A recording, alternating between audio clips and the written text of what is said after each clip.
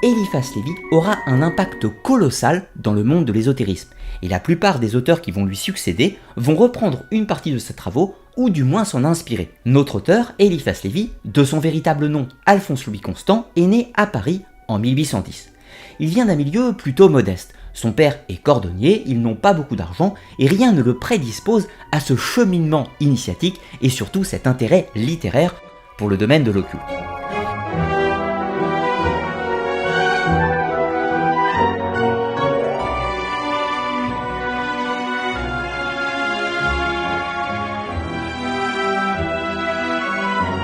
Et arrivé à l'âge de 15 ans, notre jeune Alphonse Louis Constant a sa vocation toute tracée. Il entre au séminaire et a pour ambition de devenir prêtre. Il fait ses études de philosophie, de rhétorique, de théologie et sera finalement nommé sous-diacre.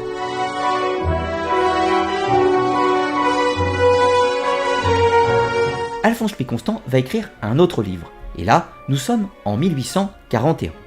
Le texte s'appelle « La Bible et la liberté ». Et c'est un texte qui critique ouvertement le dogme catholique et tente de rapprocher les croyants d'une véritable foi ou d'un christianisme primitif, si l'on peut dire.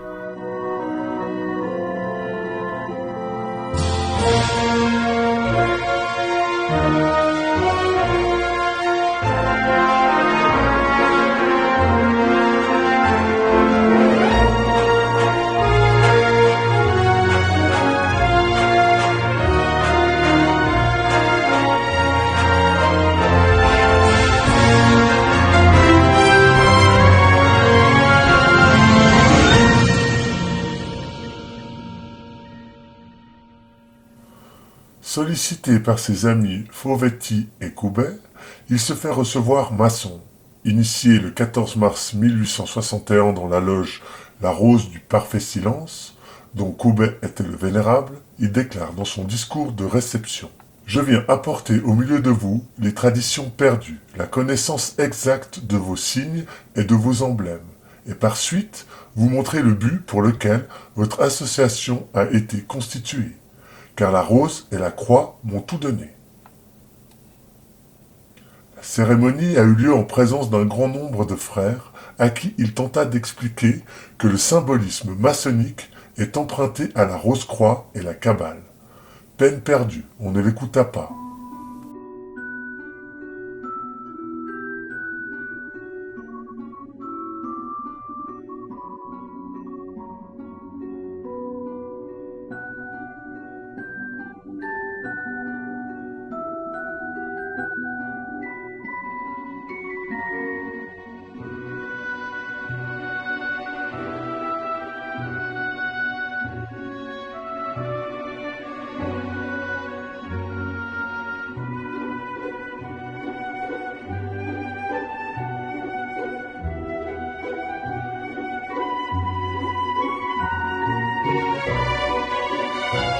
La clé des grands mystères, Eliphas Lévi.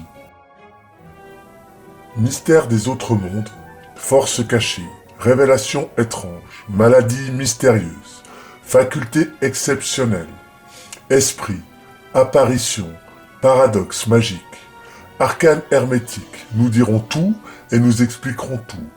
Qui donc nous a donné cette puissance? Nous ne craignons pas de le révéler à nos lecteurs. Il existe un alphabet occulte et sacré que les Hébreux attribuent à Enoch, les Égyptiens à Thoth ou à Mercure, Trismégiste, les Grecs à Cadmus et à Palamède.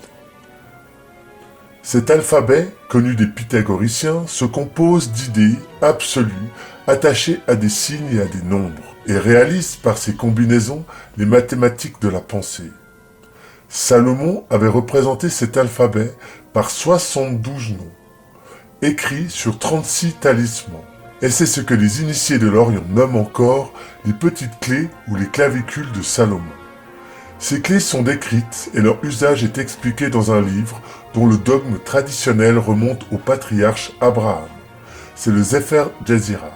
Et avec l'intelligence du Sefer Yetzirah, on pénètre le sens caché du Zohar, le grand livre dogmatique de la Kabbale des Hébreux. Il est certain que les secrets de la haute Kabbale étaient perdus pour la synagogue, lorsque Jésus-Christ les retrouva. comme l'avoue d'ailleurs l'auteur hébreu du Sefer Toldos Yeshu. Le dogme catholique est sorti tout entier de la Kabbale, mais sous combien de voiles et avec quelle étrange modification? La pluralité des personnes dans l'unité de Dieu est sortie des 3 premières lettres du tétragramme. Seulement on a pris le « et » pour le Fils, afin de ne pas déifier la mère qui devait rester humaine, et qui plus tard, suivant les prévisions de Postel, a semblé absorber en elle tout l'honneur des autres personnes. Dans le Zohar, nous voyons la mère divine, la seconde conception des Elohim, coopérant à la création, qui eût été impossible sans elle. C'est elle qui calme et qui tempère les rigueurs du Yod paternel. C'est elle qui oppose l'eau au feu et la miséricorde à la colère. Le feu, disent les auteurs du Zohar, s'était élancé du Yod divin comme un serpent, et il allait consulter la terre dans ses étreintes, lorsque la mère divine, que son nom soit béni, amena les eaux et fit marcher les vagues libératrices sur la tête brûlante du serpent. Ici, nous rappelons que Marie, en hébreu, signifie la mer, ou le sel de la mer. Nous comprenons pourquoi on la représente avec un croissant sous les pieds, car les kabbalistes disent que la lune est l'image du stéis divin, du et tétragrammatique, de la puissance maternelle des Elohim. Et ne nous étonnons plus de cette gloire immense attribuée à une simple mortelle qui, par sa conception immaculée, remonte au-delà de l'origine des temps.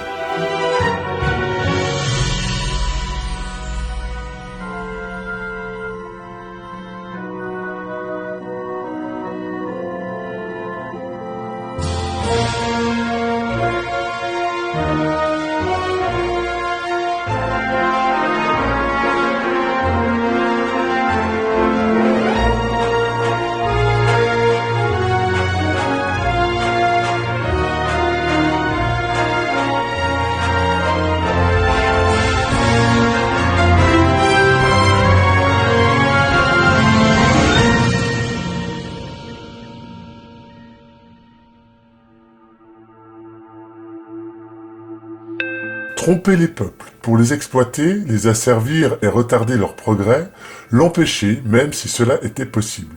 Voilà le crime de la magie noire. Mais les instruire progressivement par les allégories du dogme et la poésie des mystères, élever leur âme par la grandeur des espérances, les gagner à la sagesse par de sublimes et ingénieuses folies, c'est l'art sacerdotal dans toute sa pureté. C'est la magie de lumière. C'est le secret kabbalistique de la vraie religion.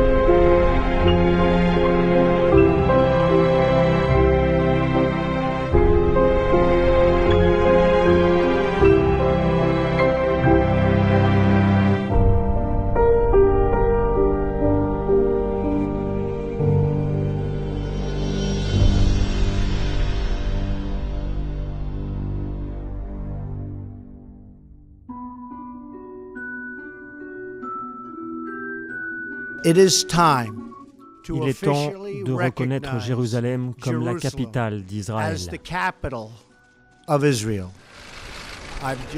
La voici, Jérusalem, la ville dont il est question, reconnue par Donald Trump comme la capitale indivisible d'Israël.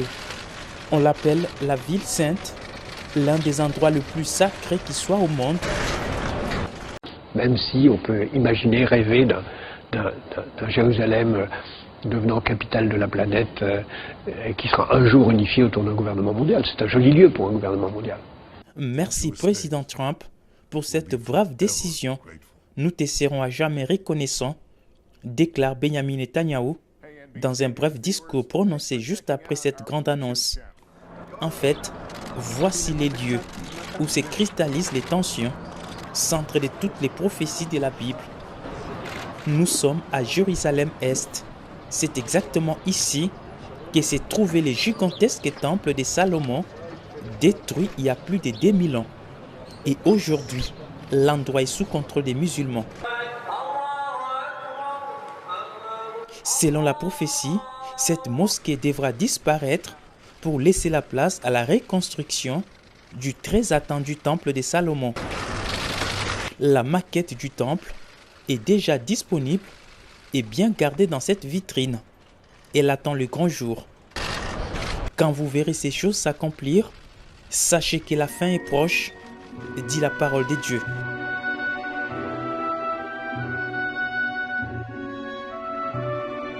Pourquoi cette effervescence parmi les nations? Pourquoi les peuples trament-ils de vains complots? Les rois de la terre se dressent ensemble et les princes se joignent pour conspirer contre le Seigneur et contre son Christ. Nous prions pour qu'ait lieu la dissolution des sociétés secrètes et l'éradication de toute forme de subversion et des mœurs contre nature. Tota pulcra es Maria, tota pulcra es Maria, ora pro nobis, intercede pro nobis, ad Dominum Iesum Christum.